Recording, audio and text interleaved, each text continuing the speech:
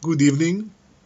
My name is Shachar Peled, and this is another video in the series of Evolution as the Basis of Faith. We are now discussing the chapter on Revelation, and we discussed how there was a leap in evolution, and a number of things happened simultaneously.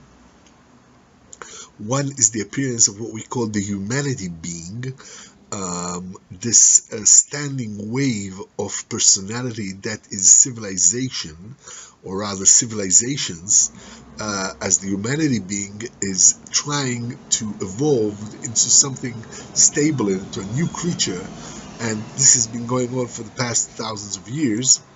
At the same time, as we see this sudden leap and the inexplicable appearance of language, we also see the inexplicable appearance of God Himself. The transcendent suddenly comes into the world, descends into the world on Mount Sinai, and is revealed to the people, to a Jewish people. And this is what we are discussing today. We continue with this discussion. Immediately after the birth of the people of Israel, when they left Egypt, when one civilization was taken out of another one, and it was taken out of one of the most oppressive civilizations the world had ever known, the Pharaonic tyranny, and out of this tyranny there comes a new concept of liberty, of the free humanity being. It's not just individual freedom. It is the freedom of a nation, the freedom of a piece of civilization to have its own personality, to have a right to its own identity. And this liberation, this idea that a people can be liberated as a whole, as a nation, this became the very foundation of the modern idea of freedom.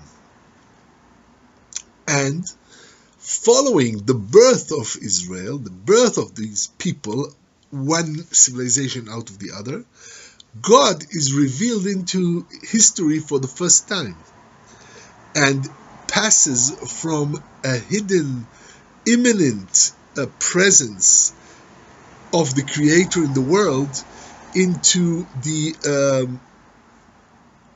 overt, visible presence of a God that extracts a people, a humanity being, out of slavery.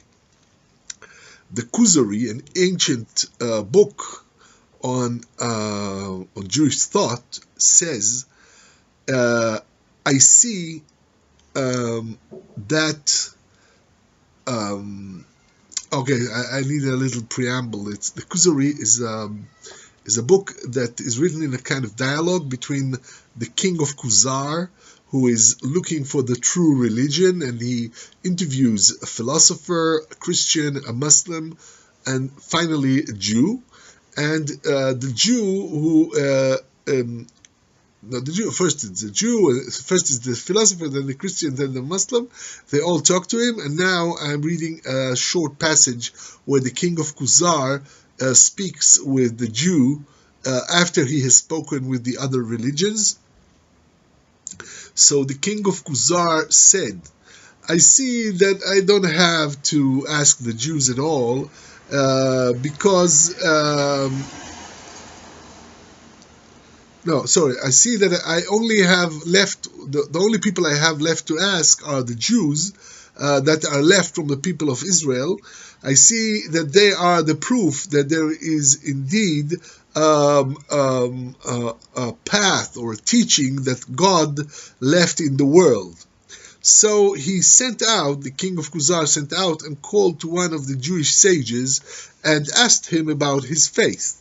And the Jewish sage told him, I believe in the God of Abraham, Isaac, and Jacob, who took out the sons of Israel with great signs and terrible miracles. It took them out of Egypt and fed them in the desert and gave them the land of Canaan after he took them across the sea and the Jordan, and there were many miracles there, and he sent them Moses with his teaching and the Torah, and then thousands of prophets that all of them called people to obey the Torah, to keep the commandments, and there's a lot more to say about it. And then the Kuzari says, I was right that I decided not to ask the Jews at first. What is this kind of, what response is that?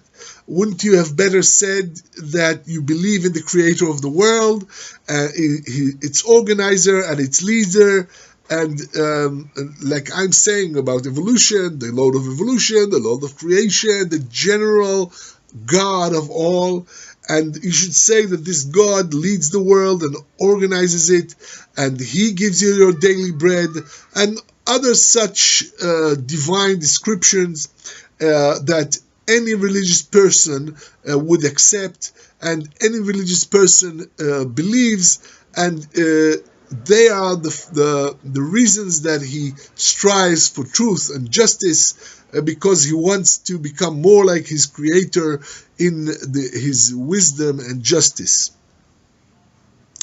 So the Kuzari was amazed by this description of God as someone who takes out of Egypt, and this emphasizes the fact that it is not the creation of the world and the leading of the world that is the new thing about the revelation, but the aspect of taking Israel out of Egypt with miracles. The main identity of the revealed God is the creation of a nation, the creation of a humanity being, a cultural identity, a standing wave personality that is destined to change humanity irrecognizably, because the Jewish people have been influential in a way that is incomparable. And the very essence of the definition of the identity of the divine revelation here is the creator of the Jewish people, the creator of a humanity being, because that is what is going to happen here. The basic creature that is trying to appear in evolution, the humanity being, is now given a push because of the way that things are going, the oppressive civilizations. Then liberty needs to be put into the world, because determinism, the way that evolution was going on up till now, is now passé. It's now going to change, and that change hinges on a liberated people, on a liberated humanity being. So God is going to appear, or appears in reality for the first time en masse, appears to a civilization. He appears to two civilizations at once at the same time, to Egypt and Israel, the very opposites of the scale. At one end, a civilization that is oppressive, that utilizes the power of the many to the benefit of one individual, the Pharaoh, and on the other hand, a whole nation that works together with the ideal of God and is liberated from the oppression of other nations. We will see later on in the Bible that when the people of Israel ask for a king, the prophet Samuel tells them, "What are you talking about? Is God not enough to be your leader? Why are you asking for this? Why are you asking for this enslavement?" And because the liberty the original liberty is this humanity being that is going to appear now, that is not enslaved by a king. Well, anyway, ultimately there was a king and there were all kinds of things, but this kingship was also ultimately directed at freedom and liberty. So in the end, as the way that God runs the world, everything turns out for the best.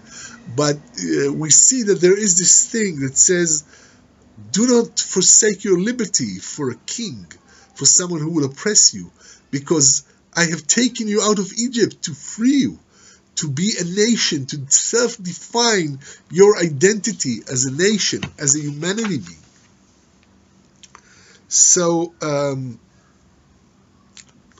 we see that this is the basic distinction of the new appearance of God, who now appears in the world in a revealed way.